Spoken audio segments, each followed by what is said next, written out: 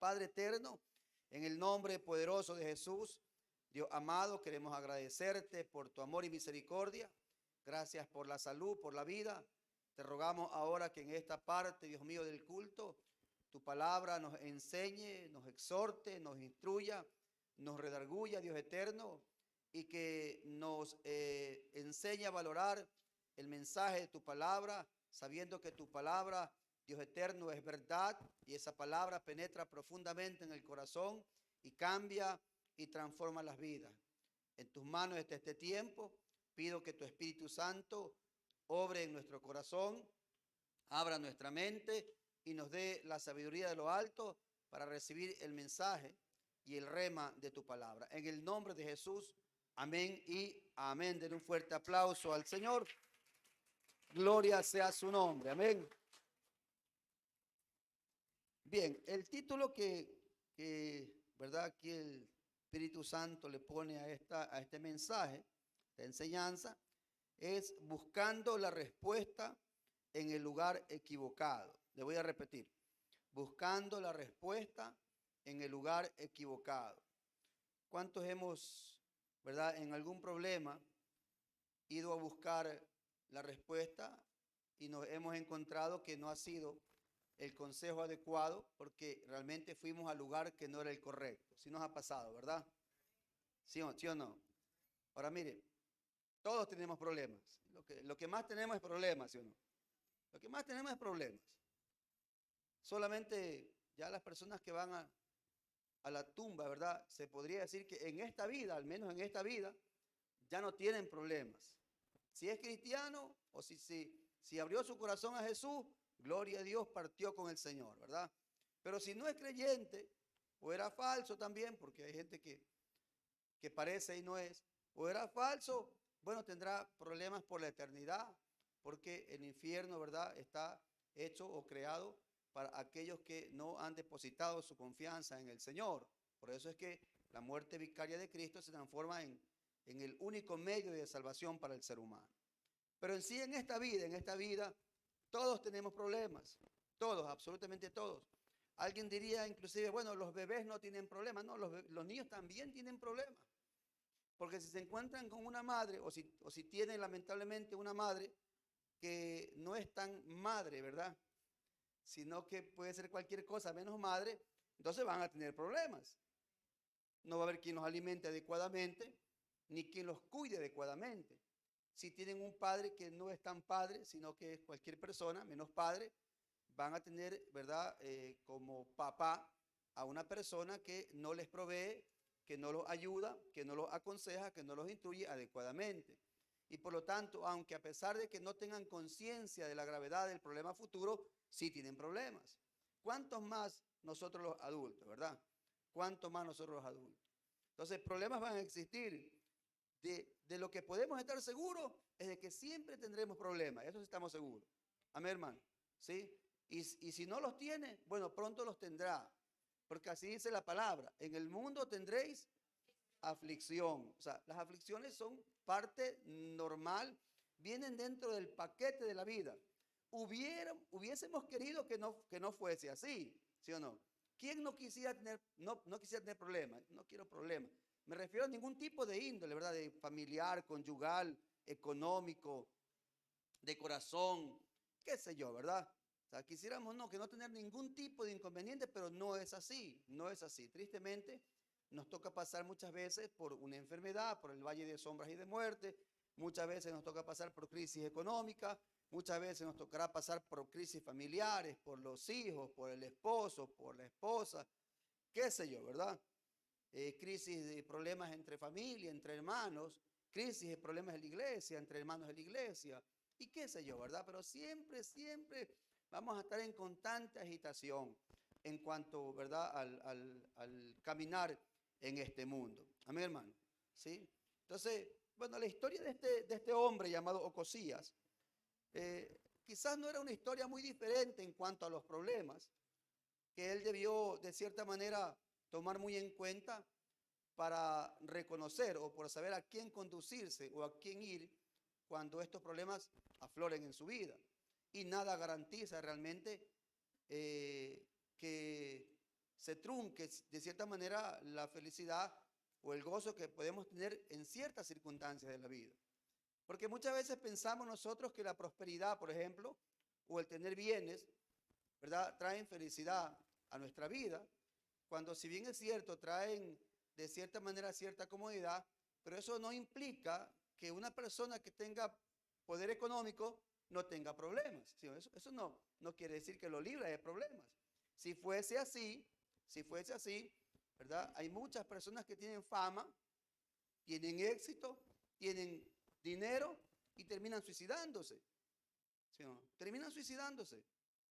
¿Por qué? Porque los bienes, las cosas, no, de cierta manera, no arreglan las situaciones que están en el corazón, las situaciones internas, que es donde se originan muchas veces ¿verdad? Las crisis emocionales por X razones, X situaciones. Y hoy en día vivimos un mundo así. Vivimos un mundo con personas llenas de depresión, a pesar de que tienen, ¿verdad?, de pronto un buen apellido, o de pronto una buena posición económica, o una buena profesión también. Pero vemos gente deprimida, vemos gente que anda visitando psicólogos que da miedo, hermano. Psicólogos por aquí, y los psicólogos están que se hacen la plata con la gente, porque en estos tiempos hay mucha gente deprimida. Y gente que tiene condición económica estable, imagínense. ¿Cuánto más, verdad, el chiro, por así decir? ¿Sí? ¿Cuánto más? Y hoy en día usted sabe que si usted es de las personas que le gusta de cierta manera ver noticias, se va a encontrar que hay un índice muy elevado de personas que se autoeliminan precisamente por las crisis emocionales que no se pueden superar con bienes o con posición o con posesiones. ¿Sí o no? Porque lo único que trae paz al corazón se llama Cristo, alabado sea su nombre. Si no hay otro en esta tierra, ni en el cielo, ni en ninguna, ¿verdad?, lugar creado, ¿verdad? No hay otra persona en este mundo que pueda traer paz al corazón sino solamente Jesucristo. Y eso lo hemos experimentado. Ahora, el hecho de que Jesucristo more en nuestros corazones tampoco quiere decir que haya ausencia de problemas. Bueno fuera, ¿verdad?, que nos vendieran esa idea. Ven a Cristo y se te acaban tus problemas, cuando no es así. A veces los problemas se agudizan precisamente para que Dios nos enseñe a confiar en aquel que es el único que puede traernos la paz y el gozo al corazón a pesar de las crisis que podamos estar viviendo. Le decía en algún momento, ¿verdad?, a una persona, conversábamos acerca del ministerio y le decía, ¿tú sabes cuántas veces o te imaginas cuántas veces los pastores tienen que subirse a predicar estando su corazón hecho pedazos? ¿Ah? ¿Te has imaginado? Porque a veces uno dice, el pastor está predicando, el pastor ha de ser feliz, ¿sí o no? Eso le dice la gente, ¿verdad? Yo quisiera la vida del pastor. ¿Ah? Porque el pastor ha de ser, pues tiene una comunión con Dios. No, hermano, es más problemas que vienen a veces. ¿Sí o no? Entonces, hay crisis, hay momentos difíciles. No hablo de pecado, hablo de problemas, de situaciones difíciles, ¿verdad? Una cosa es pecado, los pecados traen problemas también. Bueno, el caso de Ocosías fue ese precisamente. Okay. Entonces vemos acá a un hombre, ¿verdad?, llamado Ocosías, que asciende al reinado, ¿verdad? Asciende al reinado después de la muerte de su padre Acab. Acab fue rey de Israel, el famoso rey de Israel, casado con una famosa mujer también llamada Jezabel, ¿verdad? Y hay mucho que hablar de Acab y Jezabel, pero eso no es el caso. El asunto es que Ocosías asciende al reino, ¿verdad? Y cuando nosotros nos imaginamos que alguien asciende a un espacio de autoridad de una nación, también nos imaginamos que con ese ascenso, ¿verdad?, tiene todos los elementos, ¿verdad?, de prosperidad, de riqueza que tiene un rey, ¿sí o no? Yo no creo que cuando Ocosías es coronado rey, ¿verdad?, haya vivido en la indigencia o en la pobreza. Al contrario, tenía, ¿verdad?, bienes, una nación entera gobernaba, tenía criados o servidumbre. Si quería comer algo, simplemente lo ordenaba y se lo traían. ¿Sí o no? Era un rey. Así quisiéramos ser en la casa, ¿verdad? Si quiere comer algo, lo ordena y le traen, pero no es así. Muchas veces toca a usted mismo ir a prepararse. Porque no es un rey. ¿Sí o no? Así es, dice, ¿verdad? O si es un rey. ¿Ah? Solamente la tercera semana de junio, creo que no. Es que lo coronan como rey. De ahí para adelante es esclavo, hermano. Súbdito. Sí, por eso hay que aprovechar ese único día, por lo menos. Que le dicen el rey del hogar, ¿verdad? Mentira, el rey del hogar. Cuando va al Burger King le quieren poner la corona esa que ponen ahí de cartón, el rey del hogar. Nada. Escúcheme, entonces, pero Ocosías no, era un rey, había ascendido, tenía, ¿verdad? Una nación entera bajo su gobierno, tenía, ¿verdad? Riqueza, por así decirlo, y tenía incluido sometido a muchas naciones vecinas, de manera que le pagaban tributo al reinado de Israel, ya que Dios les había dado de cierta manera, ¿verdad? Esa relación de prosperidad. Pero los problemas empiezan apenas él asciende o apenas él es coronado como rey. Dice la escritura, ¿verdad? Que en el capítulo 1, verso 1, la primera parte dice, después de la muerte de Acab, se rebeló Moab contra Israel. Apenas muere Acab, ¿verdad? Y asciende Ocosías. El primer problema que tiene Ocosías, ¿cuál es? La rebelión de Moab. La rebelión de Moab. Por eso en el capítulo 3, si usted va al capítulo 3 de Segunda Reyes, verso 4,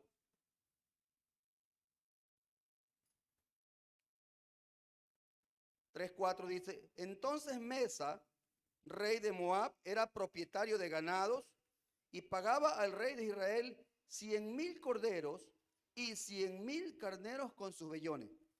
Pero muerto Acab, el rey de Moab, se rebeló contra el rey de Israel. El primer problema al que se enfrenta Ocosías en su reinado es que tiene una rebelión de un país que de cierta manera lo tenía subyugado y que, ¿verdad?, le pagaba tributos. Le pagaba tributos. Y no era cualquier tributo. No era cualquier tributo. Estamos hablando acá de 100,000, 100,000 y 100,000 son 100,000. ¿Quién no quisiera tener $100,000 en el bolsillo, hermano? ¿Ah? ¿Sí o no? ¿Quién no quisiera tener, verdad, $100,000 en la cuenta? Lo que tenemos es 100,000 problemas, es lo que tenemos en la cuenta de la vida. Entonces, el primer problema de Ocosías fue enfrentarse con una rebelión. Ahora, escúcheme. ¿Qué hacemos los creyentes cuando se presenta un problema? Está bien la vida, todo va bien, parece que sonreímos y gloria a Dios, Dios nos ministró, pero de repente, como predicaba nuestro pastor Cristo López, de repente viene algo y una situación difícil. ¿Qué hacemos nosotros los creyentes? ¿Ah? ¿Qué hacemos? Bueno, normalmente nosotros acudimos ¿a quién? Primeramente a Dios, ¿sí o no? Primeramente a Dios, a pedir la dirección, a pedir la ayuda, a rogar el socorro, principalmente cuando hay situaciones que sobrepasan nuestra capacidad de reacción, principalmente. Porque hay cosas que de pronto podemos solucionar, ¿sí o no?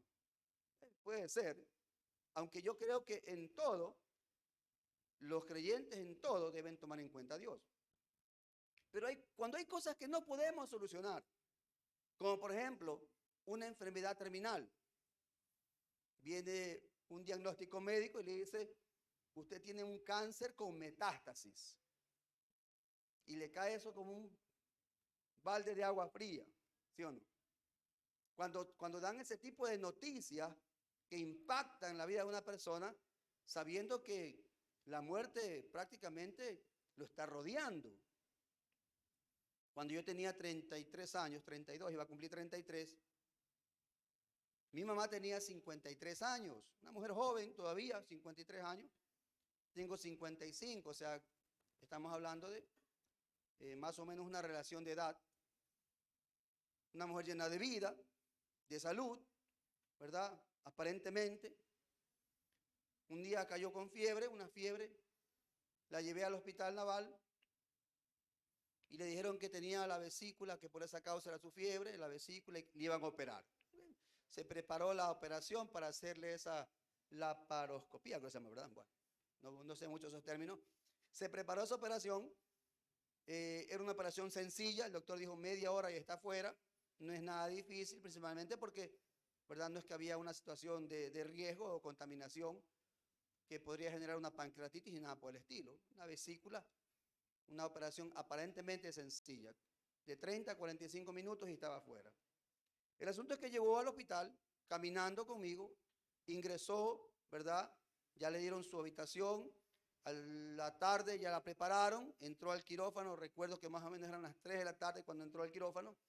Yo dije, bueno, 3 a las 4 ya salía el doctor, sin novedad, que es lo que normalmente se dice, ¿verdad? Todo sin novedad, tranquilo, déjala ahí en sala del postoperatorio y ya pronto sale. Entonces eran las 4 de la tarde, no salía, 5 de la tarde no salía, 6 de la tarde el doctor no salía, 7 de la noche y sale el médico y me llama a mí. Me dice, sargento, venga un momento para acá. Y me llevó al lugar donde ellos se cambian de ropa, un vestidor. Y me dice, mire, le dice, yo lo he visto a usted, que usted anda con su mamá de arriba para abajo aquí en el hospital. Por eso lo llamé a usted y no llamé a sus hermanos, porque estaban todos mis hermanos ahí. Me dice, mire, su mamá tiene un cáncer al hígado con metástasis. Se conoce como hepatocarcinoma. Y dice, mire, la verdad es que cuando se le hizo la operación, tuvimos que, por el asunto mismo de habernos encontrado con una situación que no esperábamos, dijo él, tuvimos que abrirla. Pero al abrirla, nos dimos cuenta que tenía todos sus órganos ya contaminados, una metástasis, ¿verdad? Ya había contaminado algunos órganos vitales.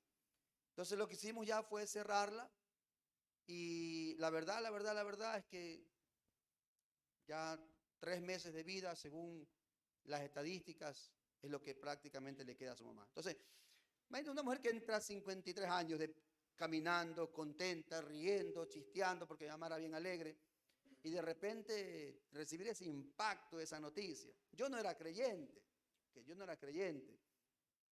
Entonces recibir ese impacto de repente causó en mí una situación bastante complicada. De hecho salí de ese vestuario y tenía que yo darle la noticia a mis hermanos y a mis tías, ¿verdad? Estaban ahí. Y para mí fue duro, no sabía qué hacer, solamente lo que hice fue tirarme al piso a llorar. Ahí llora y llora. Y entonces ya ahí pude comunicarles esta novedad. Qué difícil porque son situaciones que no tienen, aparentemente no tienen una solución, ¿sí o no? No tienen una solución. Llegado ese momento, uno no sabe qué hacer o no es verdad.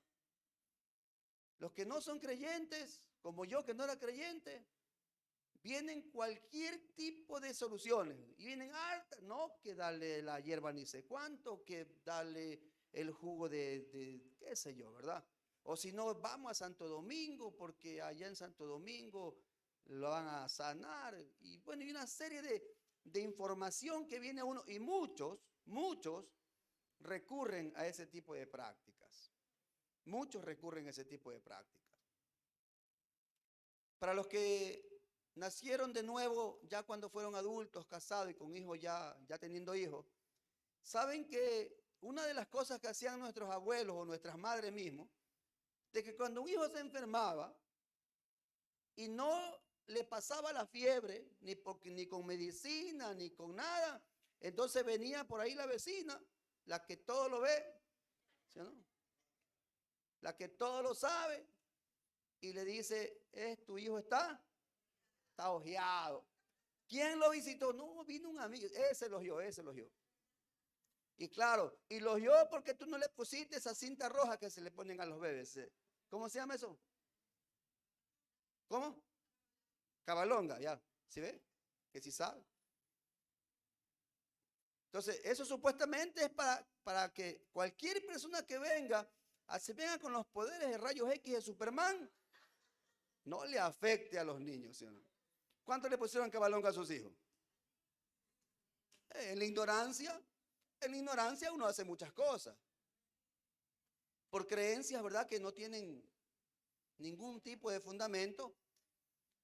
Y muchas veces lo hacemos hasta por amor.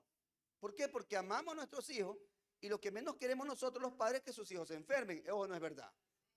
Cuando somos padres, y eso entiendan los jovencitos, yo siempre le digo, cuando seas padre vas a entender.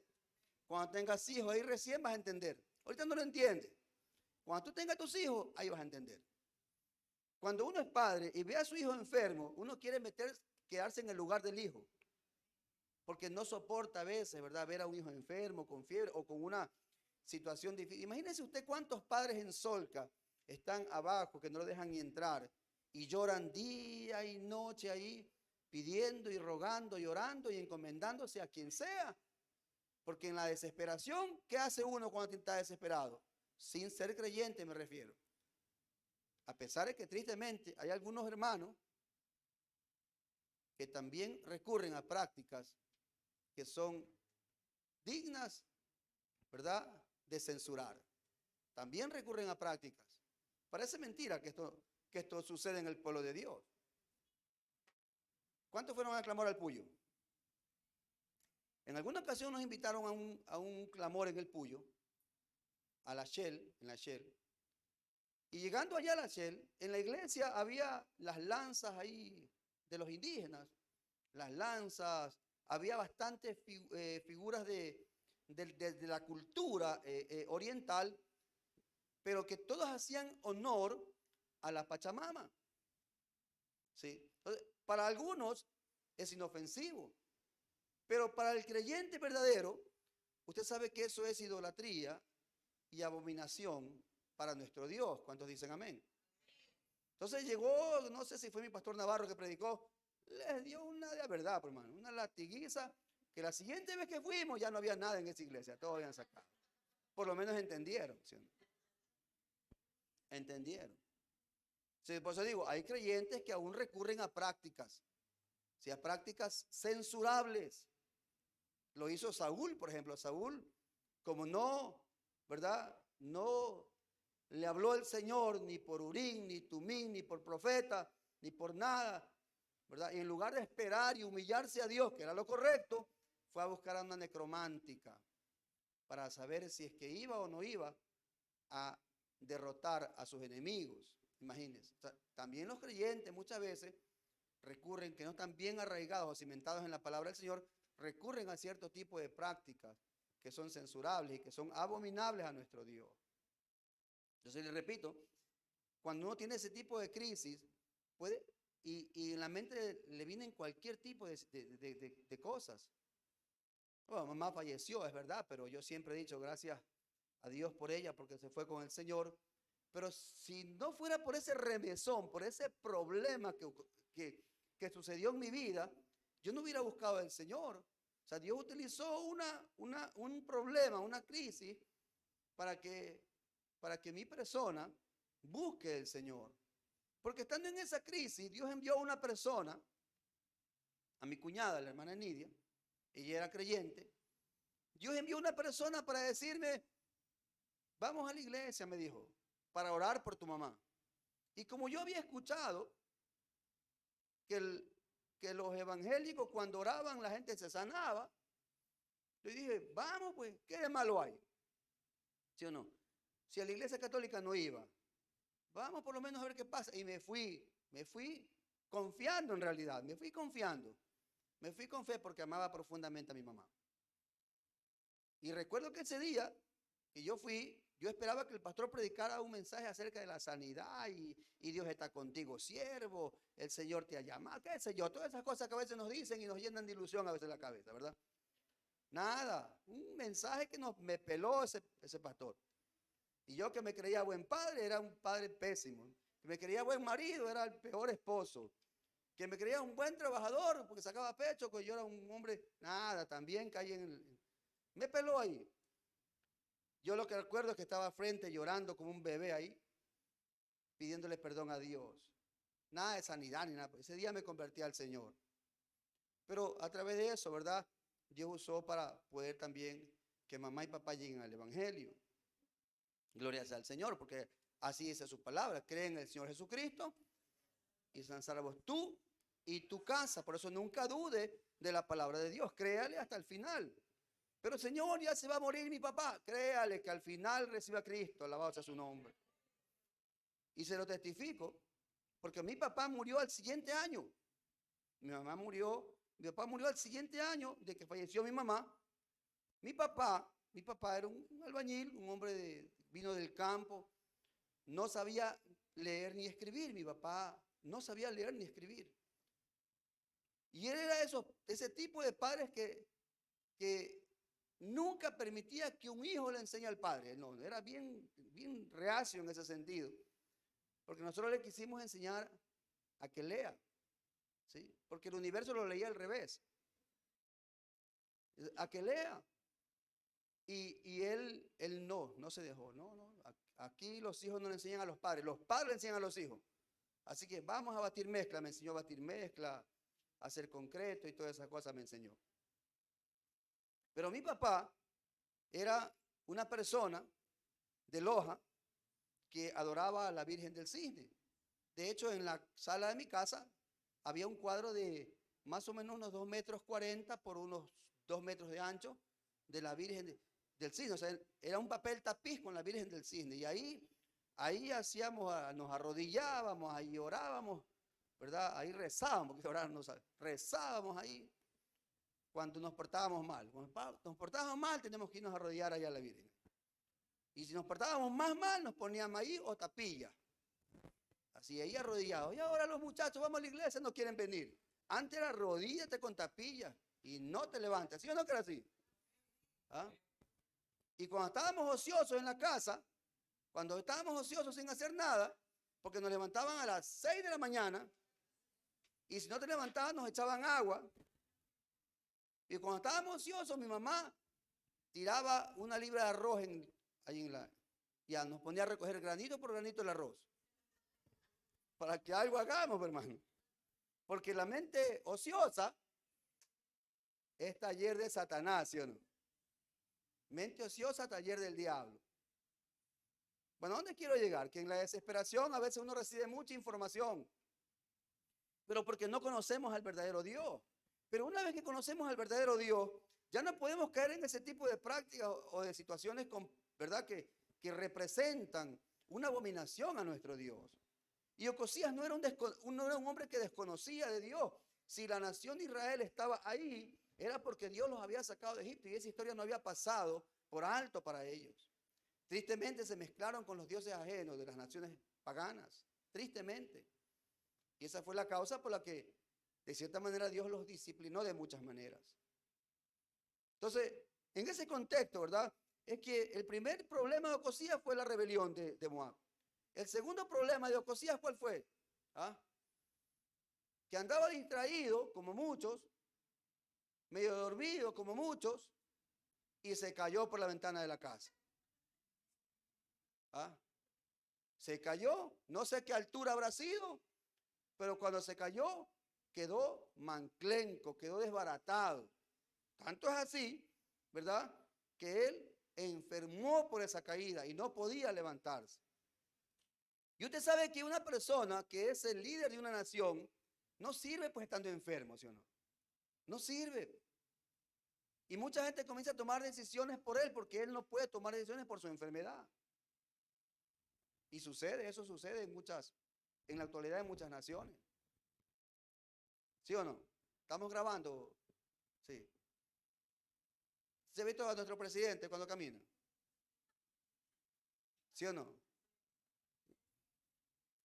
Bueno, él tiene una situación de enfermedad, no nos alegramos por esto, por supuesto que no, que Dios lo sane completamente, pero lo limita de cierta manera. Lo limita porque le limita actividad, probablemente pase mucho tiempo, no puede caminar muy seguido en su casa, no lo sé, lo limita. Entonces mucha gente quizás toma decisiones, ¿verdad?, apresuradas por causa precisamente de sus limitaciones. Tema político aparte. El asunto es que acá vemos que Ocosías estaba enfermo. Ahora, en lugar de ir Ocosías a humillarse a Dios y decirle a Dios, a Jehová de los ejércitos, sáname, ayúdame, mire este pueblo, sé que mi padre pecó, sé que él hizo lo que tú, ¿verdad?, lo que tú aborreces, pero yo quiero ser diferente. En lugar de hacer eso, ¿verdad? Porque a veces nosotros, lamentablemente, como que vamos heredando ciertas ciertas maldiciones generacionales.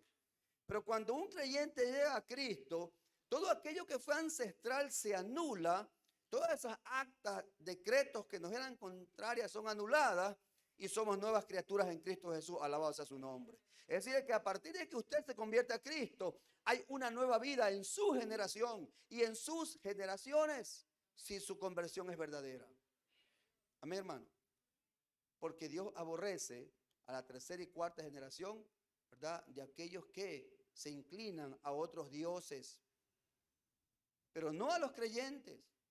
Por eso es que mucha gente dice, pastor, ¿cómo elimino esas maldiciones generacionales? No hace falta que tú digas, yo las voy a eliminar. Porque el momento que tú naces de nuevo, eres nueva criatura y tú reclamas una herencia posterior, una herencia, ¿verdad? Que se encuentra delante de cada uno de nosotros. Amén, hermano. Entonces, se supone que ya una vez que uno empieza en Cristo, todas esas prácticas que realizamos, ¿verdad? Generacionales, como el tener dos mujeres, esas prácticas generacionales, ¿verdad? Como el emborracharse, que hay generaciones donde el padre murió por alcohol, el hijo murió por alcohol, el nieto muere por alcohol. Entonces, ¿y cómo es eso? Y uno va revisando, claro, obviamente, ¿verdad? Hay algún legado que se está dejando de atrás que causa la muerte. O el padre se divorció, el hijo se divorcia, el nieto se divorcia y así para adelante. Y usted va revisando. Uno rompe todo eso porque es nueva criatura en Cristo. Señor, yo soy nueva criatura en Cristo. A partir de ahora, yo voy a buscar tu rostro ante cualquier problema, ante cualquier necesidad. Yo sé que tú me vas a dar la victoria. Alabado sea su nombre. Dale fuertes alabanza al Señor.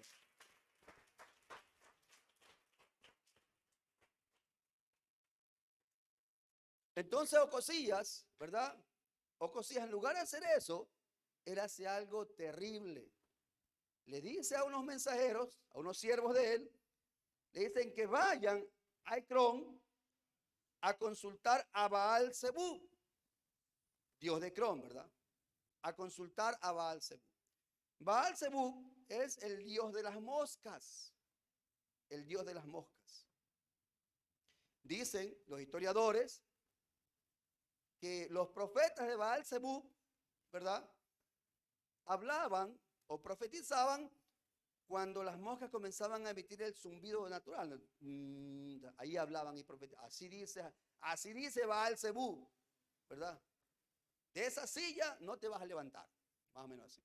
Entonces, los mandó a consultar, pero Dios siempre sale al encuentro para hacer ver las cosas que están mal delante de su pueblo, hermano.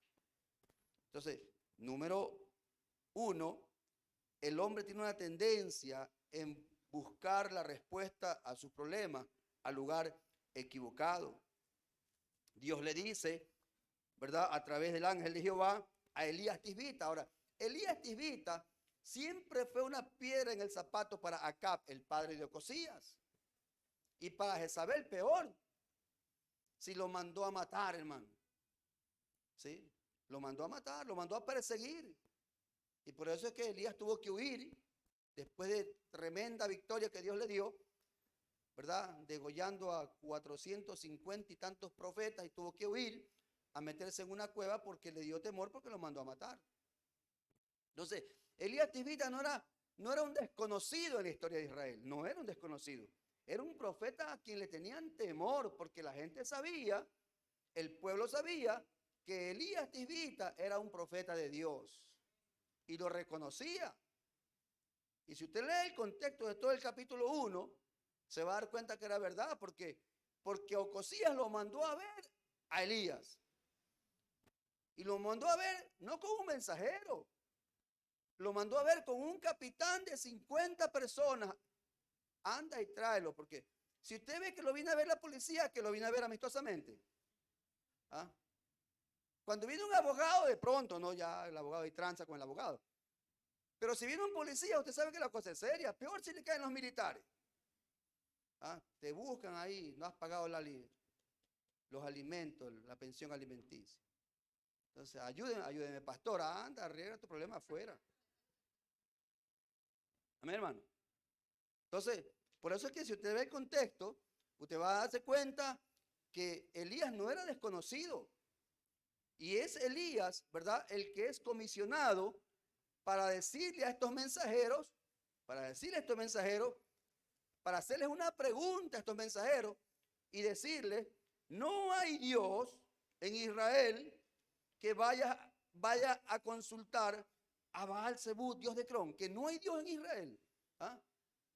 No hay Dios en Israel para que el rey mande a consultar a un Dios pagano. Entonces esto revela el carácter de Ocosías. ¿Sí o no? Esto revela el carácter de Ocosías. ¿Por qué revela el carácter de Ocosías? Porque un hombre que está bien con Dios, ¿a quién busca? Y un hombre que está mal con Dios, ¿a quién busca? Al diablo, hermano. ¿Así o no es así? Si un hombre está bien con Dios, cuando tiene un problema, va a buscar a Dios. Pero si una persona está mal con Dios, no quiere ni alzar la mirada a Dios, va a buscar a cualquier cosa o cualquier persona. Dios tiene que decir a la cabeza, porque Ocosías era la cabeza de la nación. Y si la cabeza está mal, el cuerpo está mal, ¿sí o no? Si la cabeza está demente, el cuerpo hace locuras. La gente que dice, se le metió el diablo y por eso la mató. ¿Has visto esos casos de femicidio? Y dice, se le metió el diablo porque después que ya lo hizo, reaccionó y dice, ¿qué hice? ¿Qué hice? Claro, la cabeza está mal, el cuerpo actúa. Coge el cuchillo y va apuñaleando ahí. ¿Sí o no? Entonces, Ocosías era la cabeza. Por eso es que, escúcheme, papá, que estás acá. Eres la cabeza de tu hogar. Tú eres la cabeza, así dice la escritura. Que el marido es cabeza. ¿Sí o no? ¿Cuántos son cabezas acá? Dos nomás. ¿Cuántos son cabezas acá? ¿Verdad que dije cabeza? No cabezones. ¿Ah? Entonces, eso tenemos que entender. El hombre es cabeza del hogar. Y si la cabeza está bien, el cuerpo está bien. Tremenda responsabilidad para nosotros los varones, que Dios nos pedirá cuentas, por cierto. Mente, la cabeza de un reino estaba mal. Si la cabeza de un reino que debió volverse a Dios, arrepentirse por los pecados de su padre, volverse a Dios y tomar como referencia el gobierno de Dios para su pueblo, y Dios los iba a prosperar, porque esa fue su promesa. Esa fue la promesa que Dios le hizo a Israel. No, él fue a consultar a un Dios pagano. Fue a consultar a un Dios pagano. Y por eso es que Dios tiene que salir al encuentro para decirle que no hay Dios en Israel, para que vayan a consultar a Baal-Zebub. Porque de cierta manera, ¿verdad? Dios es un Dios celoso. ¿Cuántos lo creen? Dios es un Dios celoso. Y dice la escritura que Él nos anhela celosamente. Mire cómo dice la escritura. Por eso es que Dios no pasa por alto nuestras rebeliones. Ninguno de nosotros crea que Dios va a pasar por alto nuestros pecados. No es así, hermano. Dios no pasa por alto nuestras rebeliones. Él no sufrirá por nuestras rebeliones. Él es santo, santo, santo. Y Él espera que sus hijos sean santos. Así dice la escritura. Sed santos porque yo soy santo. Amén, hermano. Entonces hay que tener mucho temor en ese sentido. Sale Elías Tisbita al encuentro y le dice algo que debió haberlo remecido a Ocosías. Debió haberlo remecido, porque repito, Elías no era desconocido. Ocosías sabía que Elías había hecho a través de su fe llover fuego del cielo y consumir un holocausto y matar un montón de profetas, ¿verdad?, paganos. Y todo el mundo conocía o sabía quién era Elías en Israel. Mira la sentencia. Verso 4. Por tanto, así ha dicho Jehová, del lecho en que estás, no te levantarás, sino que ciertamente morirás. Y Elías dejó el mensaje, hermano, y se fue. Los mensajeros se quedaron parados. ¿Por qué los mensajeros no avanzaron a Ecrón? ¿Ah? ¿Por qué los mensajeros no avanzaron a Ecrón? Porque la orden del rey fue: vayan a consultarle a quién, a Baal-Zebú. Pero cuando sale el encuentro, ellos no habían llegado a Ecrón. Cuando sale el encuentro Elías y le dice: ¿no hay acaso, verdad, Dios en Israel para que vayan a consultar a Baal-Zebú? Así le van a decir a Ocosías: del hecho en que está no se va a levantar, ciertamente morirá. Y se fue. Y los mensajeros, media vuelta a darle el mensaje del varón de Dios. ¿Sí o no? Del varón de Dios. Porque así lo reconocen, repito, el capitán y los 50 que después mandó a ver Ocosías, porque después Ocosías lo mandó a ver a Elías. Y a eso se encuentra, por si acaso, en el verso 9, en el verso 11 y en el verso 13, porque ya el tiempo no me da. 9, 11 y 13. Dice ahí que envió un capitán y 50 con sus 50. ¿Cuántos había ahí? ¿Ah? El cual subió donde estaba Elías, dice el verso 9, y aquí que él estaba sentado en la cumbre del monte. Ahí arriba estaba Elías y él lo vio ahí. Y el capitán, ¿cómo le dijo? Varón de Dios, varón. No le dijo: Elías, baja ahorita me bajas, Elías, porque yo soy capitán de 50 y vengo también con 50 más por si acaso. ¿Sí o no? Le dijo: varón de Dios, el rey ha dicho que desciendas. ¿Sí o no? O sea, no reconocían a Elías como varón de Dios. Por eso es que Elías le dice en el verso 10, Elías respondió y dijo al capitán de 50: si yo soy varón de Dios, me llamaste varón de Dios, ok, ya. Si yo soy varón de Dios, entonces que descienda fuego del cielo y consúmate con tus 50. ¿Ah? Por llamarlo varón de Dios. Mujer le hubiera dicho: Elías, baja, por favor. Imagino que llegó el capitán con su caballo ahí. Elías, varón de Dios. Ay, varón de Dios me diría: si yo soy varón de Dios, entonces que descienda fuego del cielo y te consuma. Y dice, ¿verdad? Y dice que descendió fuego del cielo y lo consumió a él y a los 50. Con ese ejemplo, hermano, el siguiente que tenía que hacer. ¿Ah?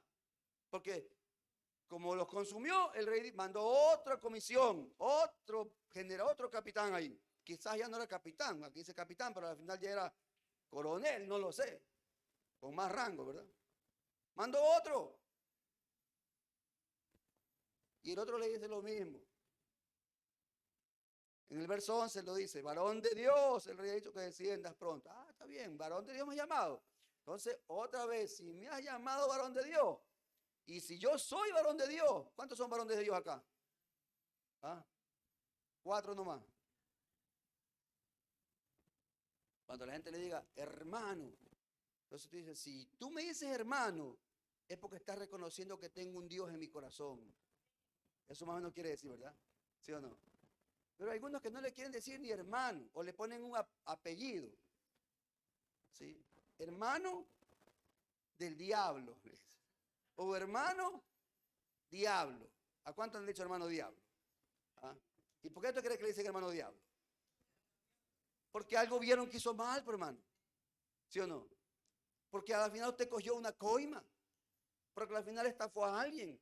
Porque al final se le salieron sapos y culebras de su boca.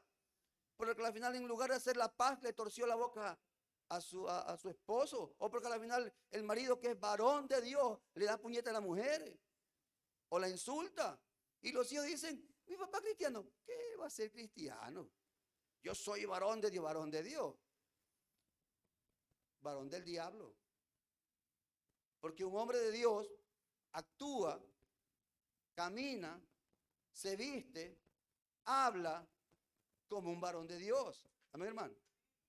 ¿Sí o no? Usted puede reconocer un varón del mundo y un varón de Dios. Puede hacer esa diferencia. ¿Ah? En la caminada nada más, ¿sí o no? En la caminada ya sabe que uno es varón de Dios o es varón del diablo. Hay unos que caminan medio afeminadito. Uy, uy, uy. ¿Sí o no? En la hablada ya se conoce una persona cuando es un hombre de Dios. ¿Sí o no? En la hablada ya cuando uno habla dice, ese es cristiano, es creyente. Peor en las actitudes, en los actos. Entonces dice, ese no es cristiano. Oiga, yo he conocido muchos testimonios y la gente cuando yo pregunto, oye, para allá está en un reparto militar, porque yo hablo de lo militar, 33 años en la Armada. Yo digo a alguna persona que se oye, pero ponte pila, que ahí está el hermano tal, acércate para que te... Ese hermano, mándeme donde otro, me han dicho. ¿Pero qué pasa? Pastor, si usted viera esto. Y uno lo tiene en otro concepto a veces. Pero hermano, pero si él predica, yo lo veo que sale a las calles y predica y es fuego y fuego y fuego y fuego, que ya mismo se quema como estos 50. Varón de Dios. Si usted dice que es varón de Dios, entonces tiene que demostrar realmente que es varón de Dios. Por eso es que el tercero que manda ya fue pila, ¿no? ¿Cómo es la cosa? Mató al primero con 50, mató al segundo con 50. El tercero fue diferente. Estoy hablando que reconocían a Elías, porque Ocosías no desconocía quién era Elías. Y por eso es que el mensaje que le dan los mensajeros, para él tiene que haberle caído como un balde de agua fría, porque sabía que lo que Elías decía le iba a pasar. Si Elías dijo, porque él dice, ¿cómo fue ese varón? Acá lo dice en el verso 6 en adelante. ¿Cómo era ese varón? ¿Cómo estaba vestido? Por eso digo, al varón de Dios se le reconoce hasta por cómo se viste, ¿sí o no? Imagínese usted, varón de Dios, y está en la playa descamisado, ¿ah? Con bikini. Varón de Dios, que tiene que cuidar el templo del Espíritu Santo. Varón de Dios, y usted llega a la casa y le sale ahí descamisado en la casa, porque se sienta en la mesa a comer sin camisa. Varón de Dios. Miren, en el verso 8 dice, ellos le respondieron, un varón que tenía vestido de pelo y ceñía sus lomos con un cinturón de cuero. Entonces él dijo, es Elías Tisbita. Tenía que haberle revestido o cosías eso, ¿sabes? Porque sabía. Y los mensajeros dijeron, dijo ese varón que salió a nuestro encuentro, que ciertamente dice Jehová que vas a morir. Ya no mandó otra, vayan por si acaso a consultar a Baal-Zebú, ya no. Bastó esa palabra y por eso lo mandó a ver a él. Tráiganmelo a él, vayan a traerlo. Y fueron estos capitanes, ¿verdad? De los 50 y 50. Pero el tercero, miren, es interesante, con esto quiero terminar. El verso 13 dice, volvió a enviar al tercer capitán de 50 con sus 50. Y subiendo aquel tercer capitán de 50 se puso, ¿qué dice ahí? Ya no fue como los otros, ¿verdad? El uno fue Elías. El otro de pronto fue más arrogante. A mí fue más bravo todavía. El tercero ya fue inteligente, pero hermano. ¿Sí o no? Ya no le dijo ni varón de Dios. Por lo menos no al inicio, ¿verdad? Ya no, ya fue. Fue como cuando antes usted iba a las procesiones. De rodillas. Así dice, ¿verdad? Dice, y subiendo, dice, se puso de rodillas delante de Elías. Y ahí le dijo, varón de Dios. ¿Ah? Varón de Dios. Entonces ya Elías lo vio. Ya te diferente, te vino humillado, ya viene arrogante. Pues hay gente que es arrogante, hermano. Y ella ya vino humilde, humillado, ya. Por lo menos lo voy a atender, dijo el varón de Dios, ¿verdad? Dijo, varón de Dios, te ruego que sea de valor delante de tus ojos mi vida y la vida de estos 50. ¿Ah? Te ruego que sea de valor delante tuyo. He aquí, ha descendido fuego del cielo y ha consumido a los dos primeros capitanes de 50 con sus 50. Sea estimada ahora mi vida delante de tus ojos. No me mates, por favor. Porque no podía revelarse a Ocosías, que lo mandó, pero se enfrentaba a un Dios que es fuego consumidor. ¿Sí o no? No podía revelarse ante su rey, el capitán, pero se estaba enfrentando a un hombre de Dios. Y cuando alguien se enfrenta a un hombre de Dios, tiene que saber cómo le habla al hombre de Dios. Alguien diga amén.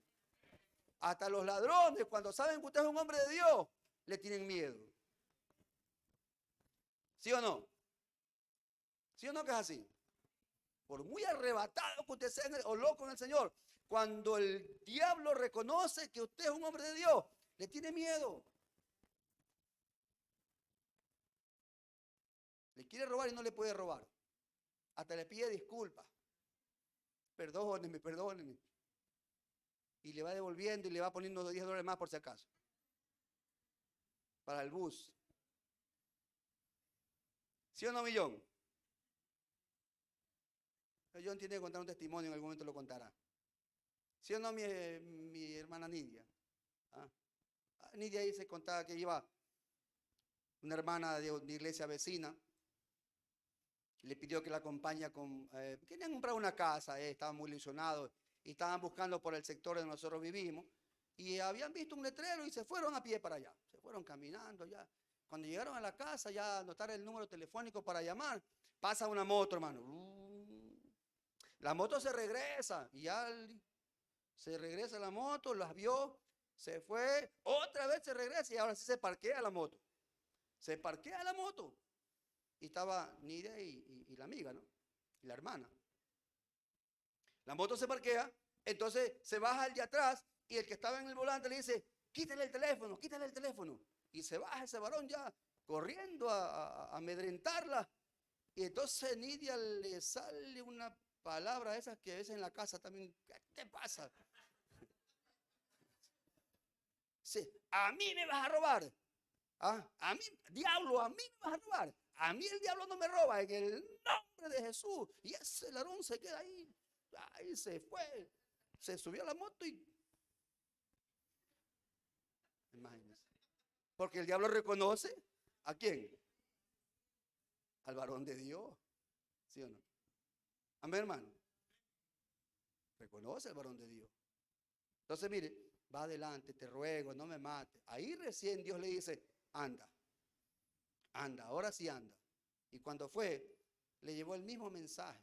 Y mire, esto revela el carácter de Ocosías y revela el carácter de muchas personas que en lugar de buscar en el lugar correcto, buscan en el lugar incorrecto. Y a pesar de que Dios, por su amor y misericordia, les habla en el camino, que están mal y que aprenden a buscar en el lugar correcto, no lo hacen.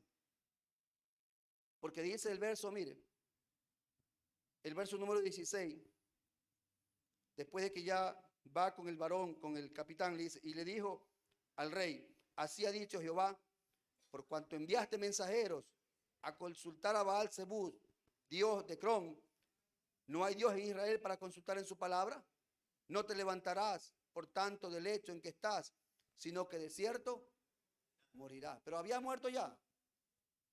Y cuando hay vida, mientras hay vida, hay esperanza. Dios perdona a todo aquel que se humille y se arrepiente. No hay, ¿verdad? Hay un corazón que se humille, que Dios no se resista y lo levante y lo perdone. Ese fue el carácter de Ocosías, que a pesar de la advertencia, a pesar de que le dijeron lo que le dijeron, él no hizo caso y murió.